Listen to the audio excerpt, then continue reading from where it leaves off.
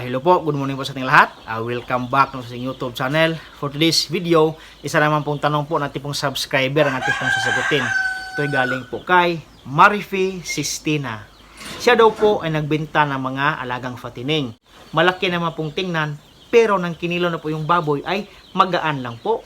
So kung kayo po ay mahilig po sa pag-alaga ng mga baboy o kahit anong hayop pangkabuhayang pang-agrikultura, mag-subscribe lang kayo sa aking YouTube channel, Ryan Patinio Agri Farming, Family and Kitchen Adventures. So ngayong umaga po mga kaibigan, atin pong pag-uusapan yung tungkol po sa pag-aalaga ng mga fatining. At paano po natin sila pwedeng alagaan ng maayos nang sa ganon, pagkabinta po natin ay mabibigat po yung mga timbang nila.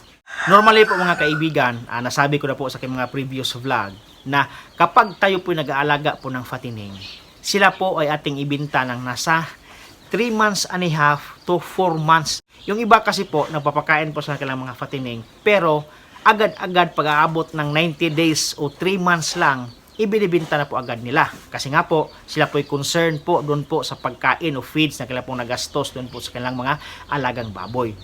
Pero alamin natin mga kaibigan na yung mga baboy po ay mayroon pong tinatawag na maturity age kapag fatining pong pag-uusapan.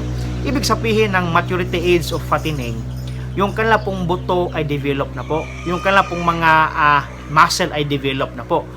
Kasi kapag hindi pa develop yung buto at mga muscle ng ating mga alagang fatining, yan po ay magagaan pa lang. Kaya nga kapag tayo po nagbenta ng mga alagang baboy na nasa 90 days pababa, malaki po silang tingnan, pero pag tinimbang na po, magaan na po mga kaibigan. Yan po yung disadvantage kapag hindi po natin pinapaabot sa maturity age of harvest yung ating mga alagang fatining na baboy. Dapat din kapag malapit na pong i-harvest yung mga alagang baboy nyo, huwag nyo na pong pakainin ng grower feeds. Yung iba kasi, kahit na malapit na pong i-harvest yung mga baboy, nasa 3 months pataas na po sila, grower feeds pa rin yung kailang pinapakain. Kasi daw, gusto po nilang lumaki yung kailang mga alagang baboy. Ang disadvantage kasi, kapag grower feeds pa yung pinapakain, oo nga, lumalaki yung baboy, malaki yung baboy, pero hindi po siksik yung kanilang laman o kanilang muscle. Kaya nga, malaking tingnan yung baboy, pag tinimbang, magaan din po mga kaibigan. So, yan po yung mga factors po kung bakit na yung ating mga alagang fatining ay malaking tingnan, pero pag tinimbang na po ay kulang po sa expected na timbang na atin pong ini-expect sa kanila. Mayroon ding mga baboy po mga kaibigan na kapag tiningnan po natin ay maliliit lang, pero pag tinimbang po sila ay mabigat o sobrang bigat po sila. Ito po yung mga baboy na lumalampas na po ng 3 months and a half to 4 months. Kasi sa mga panahon na iyan, matured na po yung kailang buto, matured na po yung kailang mga muscle, at saka kapag pinapakain pa rin natin ng finisher feeds, mas lalo pong sisiksik yung laman nila. Kaya, bas bibigat yung baboy kahit maliit lang silang tingnan. Yung finisher feeds po mga kaibigan, nag-resign po yan doon po sa mga baboy na malapit na pong i-harvest, at saka doon po sa mga baboy po na malapit na pong katayin. Kasi, yung grower feeds po ay pinapalaki yung baboy. Hindi po siya nadadagdag ng laman, hindi po siya nadadagdag ng muscle doon po sa ating mga alagang baboy. Yung finisher feeds po mga kaibigan, yan po ay nagtutunaw ng taba ng ating mga inahing baboy. Minsan, yung ibang taba ay nakukonvert na into muscle. Kaya, kapag atin pong tiningnan yung baboy na pinapakain po natin ng finisher, yung kailang taba po mga kaibigan ay hindi po ganun kakapal. Maninipis na po yung ilang taba kasi mas madami yung laman o yung muscle kaysa taba ng ating mga baboy dahil sa pagpapakain po natin ng finisher feeds. Yung mga feeds po kasi natin pong pinapakain sa ating mga alagang baboy ay nakadesign po yan in every stage. Starter stage, grower stage, at saka finisher stage.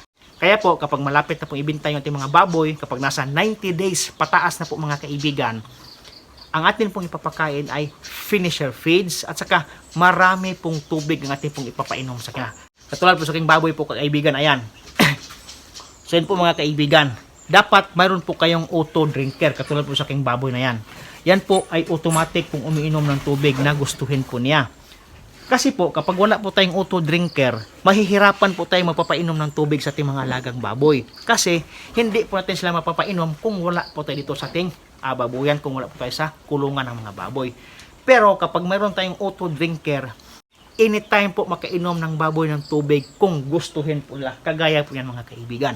Doon na po siya humihiga, doon po sa auto drinker. Parati po siyang umiinom ng tubig. Kasi yung tubig din po ay nakadagdag bigat sa ating mga alagang baboy.